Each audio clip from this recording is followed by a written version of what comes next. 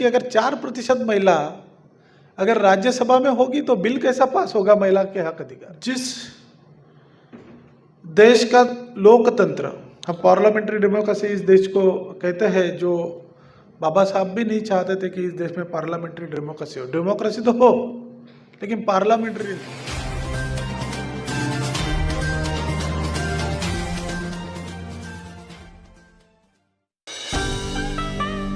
विश्व को सर्वप्रथम समाज प्रबोधन करने वाले तथागत गौतम बुद्ध, परम पूज्य डॉक्टर बाबा साहेब अम्बेडकर, सभी महामानव को मैं अभिवादन करता हूँ।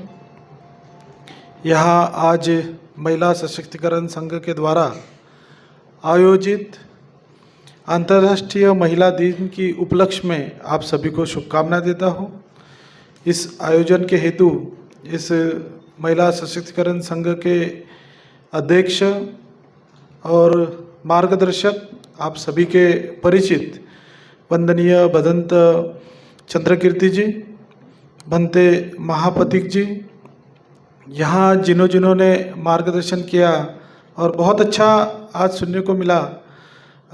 ऐसे हमारे अगलावे ताई, नीलम ताई, मंजूलाल जी, जो हमेशा इस संघ के द्वारा जो भी प्रोग्राम रहा उसमें वो सम्मिलित होते हैं।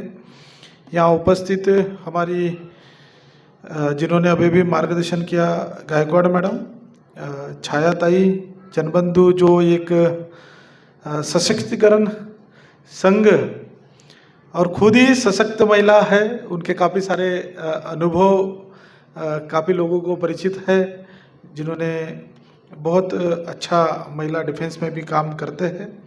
और महिला सशक्तिकरण संघ की सभी टीम है, उषा ताई है, उसमें बाद में गौतम ताई है, बहुत सारे जो साथी हैं यहाँ परिचित, और आप सभी उपस्थित यहाँ महिला सशक्तिकरण संघ के विचारों को लेकर आगे चलने वाले सभी साथी। आज मुझे लगता है कि 2016 में इसकी शुरुआत हुई। शुरुआती के दौर से मैं इस संघ से जुड़ा हूँ और देखता हूँ कि धीरे धीरे इस संघ पूरे महाराष्ट्र में और भारत के काफ़ी सारे राज्यों में फैल चुका है और हर जगह जो प्रोग्राम के माध्यम से इस महिलाओं के हक अधिकार के लिए उनको जागरूक करने का कार्य सभी के माध्यम से होता है। और खास कर जो महिलाओं की स्थिति के बारे में हमारी नीलम ताई ने बहुत अच्छा मार्गदर्शन किया, मंजूलाल जी ने भी काफ़ी अच्छा बताया, हमारी सरोज ताई ने भी काफ़ी कुछ कहा है कि महिलाओं के हक अधिकार के बारे में दुनिया में सबसे पहला कोई संघर्ष किया होगा तो तथागत गौतम बुद्ध, जिन्होंने इस देश में वैदिक संस्कृति के विरोध में जो पहला विद्रोह किया, और हर मानव बराबर है और बराबरी के नाते उनको सारे अधिकार मिलने चाहिए और हर मानव में समता, न्याय, बंधुता की बातें होनी चाहिए, इस तरह की पहली बात तथागत गौतम बुद्ध ने की। उनका सिलसिला काफ़ी महापुरुषों ने, जिनकी हम तस्वीर लगाते हैं, उन्होंने आगे बढ़ाया। लेकिन आज भी सही मायने में जो महिलाओं की जो बातें हमारे धर्म ग्रंथ में लिखी थी, वो धर्म ग्रंथ से पूरी तरह से निकलकर फिर भी आज हम वही के वही रह गए हैं, ऐसा मुझे लगता है। कि हमारे नीलम ताई ने बताया कि एक उदाहरण जो पिछले 22 जनवरी को हुआ, हम कुछ उदाहरण भी देखते हैं कि उसके बाद में एक सुप्रीम कोर्ट का डिसीजन आया बड़े लंबे समय के बाद में, जो आप जानते हैं कि 13 साल बाद किसी महिलाओं को न्याय मिला। उसके पहले थोड़ी कुछ घटनाओं को देखते हैं कि मणिपुर, जो हमारा भारत जिस संविधान के माध्यम से इस भारत का हर स्टेट चलता है, उस स्टेट में भी हमारी महिलाओं की किस तरह से तस्वीरें, किस तरह की वीडियो और किस तरह का उनके ऊपर जो अन्याय हुआ है उसकी भी काफ़ी सारी चर्चा इस देश में हुई है। हम जानते हैं कि आज भी महिला, जो बाबा साहब कहते हैं कि अगर किसी समाज की हमें प्रगति देखना है तो महिलाओं को कितने अधिकार मिले, महिला कितनी शिक्षित है, महिला उस समाज में, उस देश में कितना प्रतिनिधित्व करती है, उस के ऊपर निर्भर करता है कि वो उसकी प्रगति किस तरह से होती है। तो इस प्रगति की बात अगर बाबा साहब कहते हैं तो मुझे लगता है कि इस देश में हमें महिलाओं का कितना प्रतिशत इस देश में है तो हमें आज इसकी तस्वीर हमें देखना चाहिए। तो हम देखते हैं कि जिस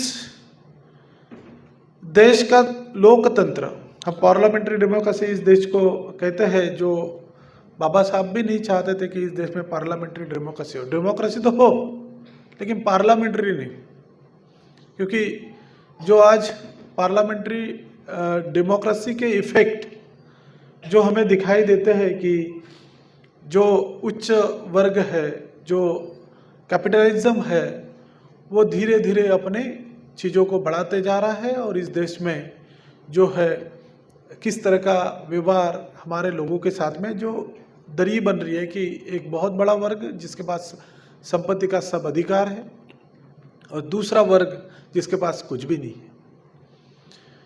तो इस तरह की पार्लियामेंट्री डेमोक्रेसी दुनिया में उसके पहले भी थी, जो बाबा साहब ने अपने बहुत सारी किताबों में लिख कर रखे हैं कि भाई पार्लियामेंट्री डेमोक्रेसी चाहे फ्रांस हो, ब्रिटेन हो, इस देश में थी और बाबा साहब नहीं चाहते थे कि इस देश में पार्लियामेंट्री डेमोक्रेसी हो। वो सोशल डेमोक्रेसी चाहते थे जिसमें सबको बराबरी का अधिकार मिले, इक्वालिटी मिले, चाहे महिला हो पुरुष हो। तो आज हम उस चीज़ को फिर से देखते हैं कि सही में आज 75 साल के बाद में महिलाओं की स्थिति हमारे देश में क्या है। तो हम पहले सबसे पहले तो पार्लियामेंट की बात करते। पिछले थोड़ा कुछ समय पहले हमारे पार्लियामेंट में एक बिल आया था कि 50% हमारे महिलाओं को रिजर्वेशन मिलना चाहिए।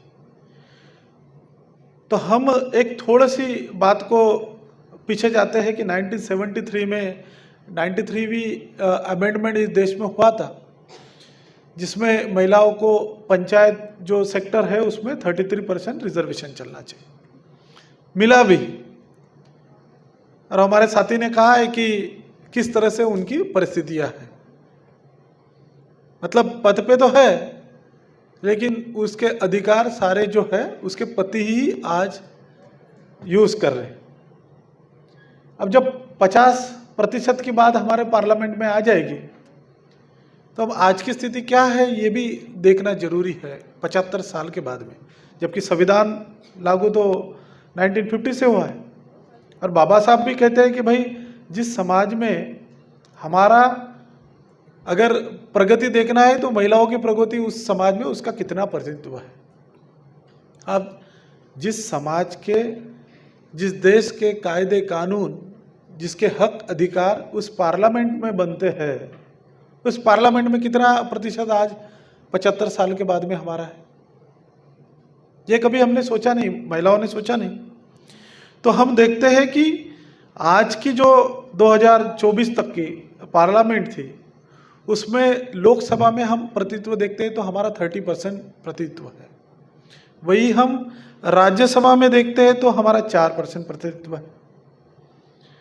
अगर महिलाओं के हक अधिकार के लिए जो कानून बनते हैं वो तो पार्लियामेंट में बनते हैं, वो तो लोकसभा राज्यसभा में बनते हैं, लेकिन अगर हमारी 4% महिलाएं रहेगी और सारे पुरुष ही पुरुष रहेंगे तो शायद उनका आवाज कहाँ रहेगा। आप जानते हो कि इस देश में किस तरह से हमारे आवाज को किस तरह से रोका जा रहा है। हम जानते हैं कि अगर 4% महिला अगर राज्यसभा में होगी तो बिल कैसा पास होगा महिला के हक अधिकार का। अगर 13% महिला अगर लोकसभा में होगी तो किस तरह से हमारे हक अधिकार की बात हम जो करते हैं हम अपने हक अधिकार की लड़ाई लड़ना चाहते हैं, तो फिर जो कानून बनेगा वो पुरुषों के आधार पे ही बनेगा, क्योंकि लोकसभा में पास करना है तो आपकी भागीदारी नहीं है तो पुरुष ही भागीदारी रहेंगे। फिर उनको लगता है उस तरह का कानून बनाएगा। तो हमारा भागीदारी की जो बात है वो बहुत कम है। दूसरी बात है कि हम न्याय की बात करते हैं, बराबर है, महिलाओं को न्याय नहीं मिलता, हक अधिकार नहीं मिलते, तो कानून जो बनते हैं उसको न्याय देने का कार्य तो हमारा सुप्रीम कोर्ट और हाई कोर्ट करता है, बराबर है। अगर हमारे लिए जो कानून बनता है वो कानून का सही अर्थ लगाने का, उसको सही में इम्प्लीमेंट करने का, उसको फोर्स में लाने का काम तो सुप्रीम कोर्ट और हाई कोर्ट करता है। तो इसमें भी हमारा प्रतिनिधित्व क्या है हम देख लेते हैं। तो मुझे लगता है कि भारत के जो सुप्रीम कोर्ट है उसमें हमारा प्रतिशत कितना है, तो हमारा प्रतिशत सुप्रीम कोर्ट में आज पूरे कोर्ट के जितने भी न्यायमूर्ति है, जितने भी एडवोकेट है जो गवर्नमेंट के होते हैं, उसमें 4.5% हमारा प्रतिनिधित्व है। हाई कोर्ट की बात करते हैं पूरे देश की, तो हमारे देश में जितने भी हाई कोर्ट है उसमें आज देखते हैं कि सिर्फ 4.5% ही हमारे पास में जो है हाई कोर्ट में हमारी महिलाएं है। दूसरी बात हम देखते हैं कि जितनी भी पब्लिक सेक्टर की कंपनियां, अब मैं हाई कोर्ट में तो न्याय मिलने वाला है नहीं क्योंकि आपका प्रतिशत नहीं है, पब्लिक सेक्टर की जितनी भी कंपनियां हैं, इस देश में पब्लिक सेक्टर बहुत बड़ा सेक्टर था जो बाबा साहब चाहते थे कि इस सोशल डेमोक्रेसी में पब्लिक सेक्टर होना चाहिए जिसमें लोगों की भागीदारी होना चाहिए और उस भागीदारी में महिलाओं का भी प्रतिशत होना चाहिए। तो वो पब्लिक सेक्टर में हम देखते हैं कि कितना प्रतिशत है, तो पब्लिक सेक्टर में 2021 का अगर सेंसेक्स हम लेते हैं तो सिर्फ पब्लिक सेक्टर में 8% महिला जो है वो जो फोर्स में कुछ कंपनियों में है। उसके बाद में हम देखते हैं कि हमारा प्रतिशत अगर ठीक है वहाँ नहीं है तो कैबिनेट में कितना है, कैबिनेट में भी कितना है, तो कैबिनेट में देखते हैं कि हम 1 2 3 4 महिला हमारी देखते हैं कि महिलाओं को, चाहे वो स्टेट की कैबिनेट हो, स्टेट के कैबिनेट पूरे राज्यों का अगर डेटा आप देखते हो 2021 में, तो 12% महिलाएं ही पूरे राज्यों के विधानसभा में कार्यरत है। उसके बाद में आप देखते हो कोई एक का दुक्का महिला वहाँ दिखती है हमारे इतने बड़े कैबिनेट में, 75 का जो कैबिनेट 2 महिला 3 महिला दिखती है, एक निर्मला सीतारामन जी है और बाकी 1 2 महिला है जिसको कुछ दिखाई भी नहीं पड़ती है। तो हम देखते हैं कि इतना बड़ा देश है जिसमें महिलाओं का आज के 140 लगभग पॉपुलेशन इस देश की है, उसमें 67 करोड़ हमारी महिलाएं, मतलब देखिए आप लगभग 50% के करीबी है, और इतने सारे महिलाओं का प्रतिनिधित्व कहीं नहीं नजर आता है। तो क्या हमारा जो डेवलपमेंट है वो होगा क्या? तो अगर डेवलपमेंट हमें चाहिए तो हमें इस तरह की जगहों में जाना आज के हिसाब से जरूरी है। हम पीछे अगर ऐसा ही रहेंगे तो हो सकता है कि हमारी जो प्राचीन सभ्यता थी, हमारे जो प्राचीन धर्म ग्रंथ थे जो महिलाओं को अधिकार नकारते हैं, उस तरह की स्थिति इस स्वतंत्र भारत में भी आ सकती है। तो क्या हमें आज सिर्फ महिला दिन का उत्सव ही मनाकर शांत बैठना चाहिए क्या? जो हमारी दीदी है, हमारी खास स्टूडेंट भी रही है, स्मिता है, रात दिन संघर्ष कर रही है, मैं देख रहा हूँ रोज। ये एक महिलाओं के लिए संघर्ष नहीं कर रही, या कोई एक व्यक्ति के लिए खुद के लिए संघर्ष नहीं कर रही। बाबा साहब का भी जो संघर्ष था कोई एक व्यक्ति के लिए नहीं था, वो संघर्ष था इस व्यवस्था परिवर्तन के लिए। जो असमानता है इस समाज में हजारों साल से बनी है, उस असमानताओं को दूर करके सोशल डेमोक्रेसी की बाबा साहब बात करते, जिसमें समता हो, बंधुता हो, न्याय हो और सबको बराबर का अधिकार हो, चाहे वो संपत्ति का अधिकार हो, चाहे वो पढ़ने लिखने का अधिकार हो, क्योंकि इस देश में हजारों सालों से इस अधिकार से महिला हो चाहे दलित वर्ग के लोग हो, इनको नकारा गया था। और ये नकारने के वजह से जो स्थिति समाज में इसकी होनी चाहिए वो स्थिति नहीं बन पाई। इसके लिए ये वर्ग जवाबदारी नहीं है, तो उनको अधिकार ही नहीं था। हजारों साल जिनको पढ़ने का ही अधिकार नहीं था, तो पढ़ लिख के कहाँ जाएगा, कब पढ़ेगा? जिनको संपत्ति खुद के पास रखने का ही अधिकार नहीं था, तो वो कैसे अपना डेवलपमेंट करेगा? जिसको समानता का अधिकार नहीं था, तो भाई कोई जो बड़ा आदमी है, जो अपर क्लास में पैदा हुआ है, उसी को सारे अधिकार थे। तो अभी अभी तो हमारी संविधान के बाद में शुरुआत हुई है, वो भी हमें देना नहीं चाहते। हमारी जो भागीदारी है, जो दलित वर्ग है, महिला है, इसकी भागीदारी तो हम मांग रहे, हमारा अधिकार मांग रहे संविधान के माध्यम से, वो भी हमें देना नहीं चाहते। तो हमारा डेवलपमेंट कैसा होगा? क्या इस देश के नागरिक हम नहीं है? अगर नागरिकता के बेस पर हर आदमी को, हर वर्ग को, चाहे महिला हो, दलित हो, माइनॉरिटीज हो, ओबीसी हो, उनको तो संविधान ने सारा बराबरी का अधिकार दिया है, लेकिन आज वैसा नहीं हो रहा है। आज इस देश में जो अधिकार मांगता है उसे नहीं दिया जाता है, तो फिर हम हमारी प्रगति किस तरह से कर सकते हैं? तो बाबा साहब कहते हैं कि भाई एक आदमी को लड़ने से नहीं होगा, हमारे अधिकार के लिए हमें अविरत संघर्ष करना पड़ेगा। तो क्या हम आज बाबा साहब के संविधान के माध्यम से हमें जो कुछ मिला है, अच्छी जिंदगी मिली है,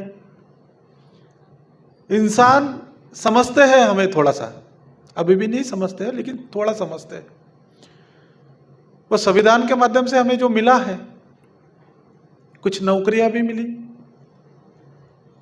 और जिससे हमारी थोड़ी आर्थिक उन्नति भी हुई है। तो बाबा साहब और इन महापुरुषों के संघर्ष की वजह तो ये सारी चीजें हमें मिली है, लेकिन हमने अभी संघर्ष करना छोड़ दिया। पढ़ने लिखने का अधिकार मिल गया, पढ़ लिख गए, लेकिन उस पढ़ लिखने का कोई मतलब नहीं रहता जब आपके ऊपर अन्याय अत्याचार होते रहे, आप घरों में चुप बैठे रहो।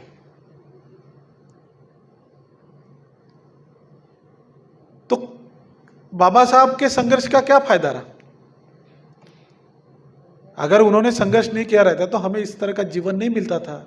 अगर इस जीवन को हमें नहीं मिलता था तो शायद हम इस जगह में बैठने के काबिल भी नहीं होते थे। तो क्या उन महापुरुषों के संघर्ष को हमें इस तरह से व्यर्थ जाने देना चाहिए कि उस महापुरुषों ने जिस संघर्ष को जिस जगह पे लाया था उस जगह से हमें आगे बढ़ाने की कोशिश करनी चाहिए, न कि पीछे लाने की। तो क्या हम उस तरह की बात करते हैं जिसे हमें सब कुछ मिला है, मान मिला है, सम्मान मिला है, सारी चीज़ें मिली है, तो आज उस चीज़ों को आगे बढ़ाने की कोशिश करना चाहिए। मुझे लगता है कि ये काम महिला सशक्तिकरण संघ जिस दिन स्थापन हुआ उस दिन से कर रहा है, मैं देख रहा हूँ। तो मुझे खुशी है कि महिलाओं के सम्मान के लिए, बाबा साहब के कार्य को आगे बढ़ाने के लिए, हमारे महापुरुषों का कार्य को आगे बढ़ाने के लिए महिला सशक्तिकरण संघ पूरे जोर शोर से काम कर रहा है। और मुझे खुशी है कि इस संघ में काफ़ी सारे प्रोग्राम हर साल होते हैं। हमारे संघ के बहुत सारे अनुयायी कि धम्म के मार्ग पर चलकर एक सेमिनार का भी निर्माण किया है। मुझे खुशी है कि हमारी महिलाएं अलग अलग प्रदेशों में जाके इस विषमतावादी व्यवस्था के विरुद्ध हमारे महिलाओं को, हमारे भाइयों को जागरूक करने का भी कार्य कर रहे हैं। तो इस संघ को हमने आगे बढ़ाने के लिए अपना योगदान देना चाहिए, क्योंकि हमारे ताई ने भी बोली है कि प्रस्ताव में गए, प्रस्ताव में बोली कि कोई भी चीज़ को आगे बढ़ाने के लिए पैसे की बहुत ज़रूरत होती है। और मैं भली बातें जानता हूँ कि कोई भी मूवमेंट जो है बढ़ाने के लिए बड़ा संघर्ष करना पड़ता है। बाबा साहब भी जब संघर्ष करते थे तब लोग उनको बहुत तहे दिल से, चाहे बाबा साहब ने कोई हॉस्टल शुरू किए हो, बाबा साहब पढ़ने के लिए आगे गए हो, बाबा साहब इस समाज में जितने भी आंदोलन खड़े किए हैं, बाबा साहब को उन समाज के लोगों ने बहुत बड़ी हेल्प किए थे करके बाबा साहब कुछ भी रहने के बाद में भी इतना बड़ा संघर्ष कर सके। तो संघर्ष करने के लिए पैसे की जरूरत पड़ती है, और आज हमारा समाज जिनके पास सब कुछ है वो देता नहीं है, बराबर है। और मैं जब शादी में जाता हूँ तो मुझे लोग बुलाते 4 दिन के लिए आना है, बोला काहे के लिए। पहले दिन ऐसा है कि हल्दी का खाना है जिसमें लाखों रुपए खर्चा कर देते हैं, वो एक बोलते हैं कि फिर मेहंदी की रस्म है उसमें भी बहुत पैसा खर्चा करते हैं, फिर बोलते शादी का दिन आता है उसमें भी बहुत लगाते हैं, और उसके बाद में जो हमारी परंपरा नहीं रही है वो बोले कि मटन भी खाने आना, हाँ उसमें भी बहुत बड़ा पैसा खर्चा करते हैं। इतना सारा पैसा खर्चा करते हैं शादियों में लाखों से। आज तक तो हमारे समाज का कुछ कुछ रिकॉर्ड भी रहा है कि करोड़ों में भी खर्चा करने लग गए हैं, इतनी ताकत बनी है। लेकिन जब समाज की बात आती है, समाज को देने की बात आती है, समाज के संघर्ष के लिए कुछ देने की बात आती है और संघर्ष को आगे बढ़ाने की बात आती है, तो हमारे हाथ से पैसे नहीं छूटते हैं। हिसाब पूछते हैं कि काय के लिए होना, इतने पैसे लगते हैं क्या। तो फिर कैसा ये कारवा बाबा साहब के मूवमेंट का आगे बढ़ेगा। और बाबा साहब ने कहा था कि भाई आपके कमाई का तो 1/4 आप दे दिए। आज लाखों का पगार कमाने वाले लोग हैं हमारे समाज में, और वो बाबा साहब ने ऐसा नहीं कहा था कि भाई जीवन में एक बार आप 1/4 दे दो और सब कुछ बराबर है। ऐसा ही है ना, 14 अप्रैल आई कि 1/4 दे दो, 6 दिसंबर आया कि 1/4 दे दो, ऐसा नहीं कहा। जो कुछ आप कमाते हो हर महीने कमाते हो, 1/4 तो आपने गवर्नमेंट ने भी बोल दिया कि भाई आप साल भर की सैलरी इतनी ही ले लो और खत्म कर दो। आप साल भर काम करोगे तो आप संघर्ष करने तैयार हो जाओगे। हर महीने मिलता है ना, उसका 1/4 दे दो। सही में आप सोचो, सभी महिला बैठे हुए सब लोग सोचो यार कि बाबा साहब की तो हम बात बहुत करते हैं, महापुरुषों की बात तो बहुत करते हैं, लेकिन क्या 1/4 हर महीने देते हैं। ऐसा एक डिब्बा बना के रख दो आपके घर में कि हर महीने का जो पेमेंट आएगा, नहीं मैं बाबा साहब के अनुयायी हूँ, बाबा साहब के वजह से मुझे ये जीवन मिला है। उनकी फोटो रखो और फोटो के सामने एक डब्बा रखते जाओ, और हर महीने जितनी भी सैलरी आपके घर में आती है, जो भी आता है कमाई के साथ, 1/4 ये पैसा मैं उसमें डालूंगी या नहीं डालूं। वो चाहे समाज के इस तरह के प्रोग्राम लेने के लिए फिर मदद लगते होंगे, उसमें से कुछ दे देना। हमारे मानव मुक्ति के लिए, संघर्ष के लिए कुछ अगर पैसे लगते हो तो उसमें से कुछ दे देना। बहुत सारे कार्यक्रम है, लोगों के पास कार्यक्रम लेने के लिए लोग हैं लेकिन पैसा नहीं है, ले नहीं पाते, तो उसके लिए दे देना। क्या बिगड़ जाता है हमारा। ऐसा हम नहीं करते हैं ना, करते कितने जन करते हैं। बड़ा खुशी की बात है, हमारी एक ताई करती है, दूसरी भी ताई करते। सही में करते हो। मुझे तो ऐसे लोग तो बहुत नजर ही नहीं आते। अब नजर आ रहे, ठीक है, जन्मदू ताई भी करते, बहुत खुशी की बात है। ये हमारी मूवमेंट को, हमारे महापुरुषों की मूवमेंट को जिंदा रखने के लिए हम दे रहे हैं, क्योंकि उनकी खून पसीने की जो मेहनत है उन्होंने अपना पूरा दांव पे लगाया है, पूरा जीवन समर्पित किया है, उसके वजह से हमें आज मिला है। इसके लिए हमें देना है। पूछना नहीं है कि तुम कैसे खर्चा कर रहे हो, जाना तो वो हमारा पार्ट है ये, बाकी तो मिल रहा है। सर्विस होने के बाद में तो पेंशन भी मिलती है, मतलब है कि नहीं। और पेंशनर लोग क्या करते हैं, बड़े घूमते हुए दिखते हैं। मैं फोटो वोटो देखता हूँ कभी, वो पेंशन के पैसे इतने आए, 25 लाख मिले पेंशन, है कि नहीं, 40 लाख पेंशन मिली, बड़े बड़े लोग देखता हूँ मैं। वो पेंशन के 1/4 अगर कहीं रख दे बैंक में, 1/4 निकाल के अगर रख दे और उसका ब्याज ही हर महीने हमारे लोगों को भी दे, तो बहुत बड़ा काम हो सकता है। तो इस मूवमेंट को जिंदा रखने के लिए हमें इस तरह की सोच बनाना आज जरूरी है।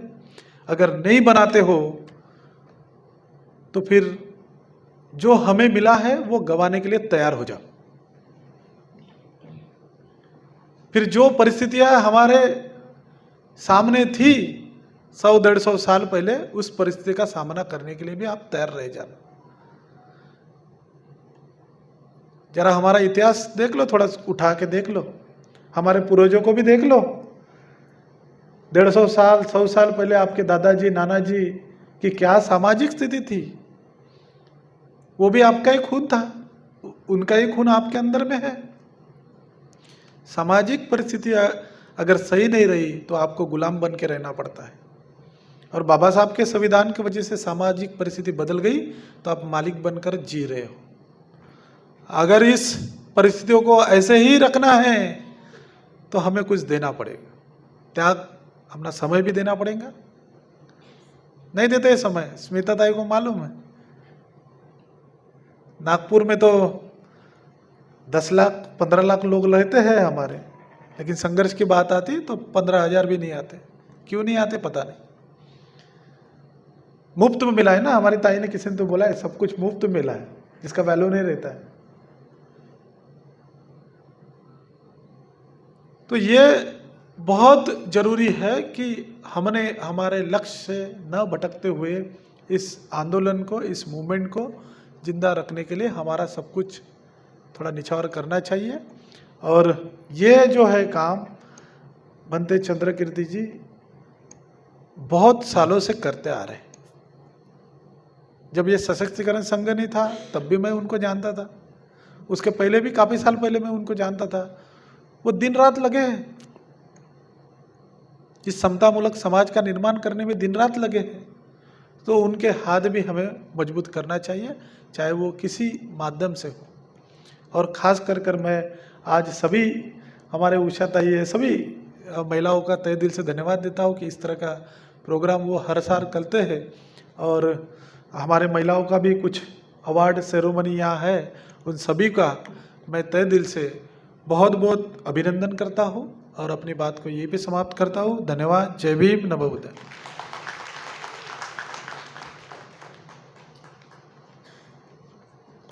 धन्यवाद सर, काफ़ी अच्छा मार्गदर्शन किया है, बहुत सारी जानकारी